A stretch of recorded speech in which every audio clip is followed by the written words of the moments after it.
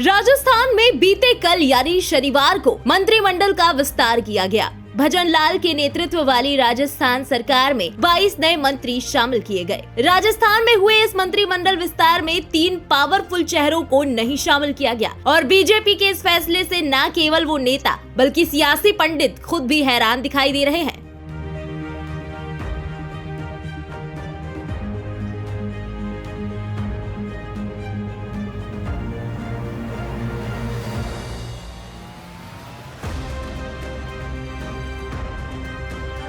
हालिया विधानसभा चुनावों में 3 राज्यों में हुई प्रचंड जीत के बाद मुख्यमंत्रियों को लेकर एक लंबा सस्पेंस और कयासबाजियों का दौर चला। लेकिन भारतीय जनता पार्टी ने जब तीनों राज्यों में मुख्यमंत्रियों का चयन किया तो सारे सियासी सूत्रचारों खाने चित्त दिखाई दिए और सारी कयासबाजियां हवाबाजियों की तरह फुस हो गयी। राजनीतिक विश्लेषक जिन चेहरों को मुख्यमंत्री पद का दावेदार बता रहे थे उन्हें डिप्टी सीएम भी नहीं बनाया गया। इतना ही नहीं, अब तो बीजेपी राजस्थान में हुए मंत्रिमंडल विस्तार में एक और कदम आगे निकल गई है।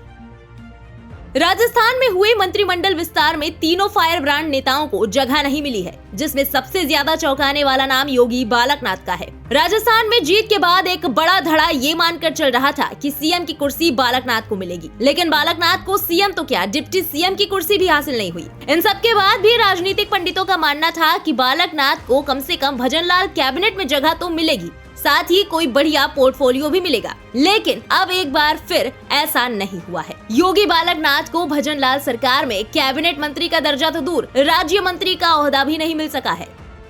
योगी बालकनाथ के अलावा 2 और नाम चौंकाने वाले हैं। इसमें पहला नाम बाल मुकुंदाचार्य और महंत प्रतापपुरी का है। बाल मुकुंदाचार्य भी चुनाव जीतते ही सुर्खियों में आए थे जब इन्होंने राजस्थान में खुले में चल रही मीट की दुकानों को लेकर अभियान छेड़ा था और तभी से माना जा रहा था कि बाल मुकुंदाचार्य को मंत्रिमंडल में जगह मिलेगी, क्योंकि बीजेपी फायर ब्रांड नेताओं को फ्रंट लाइन में शामिल करती रही है। तो वही प्रतापपुरी को लेकर भी कयास थे कि वो कैबिनेट मंत्री भले ही ना बने लेकिन राज्य मंत्री बनाए जा सकते हैं, पर उनको भी भाजपा ने मंत्रिमंडल से दूर रखा है।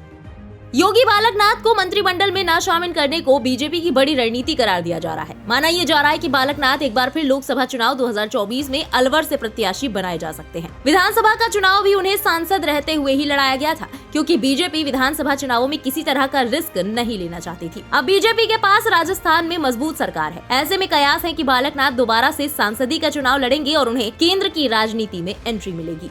ब्यूरो रिपोर्ट, इंडिया पब्लिक खबर।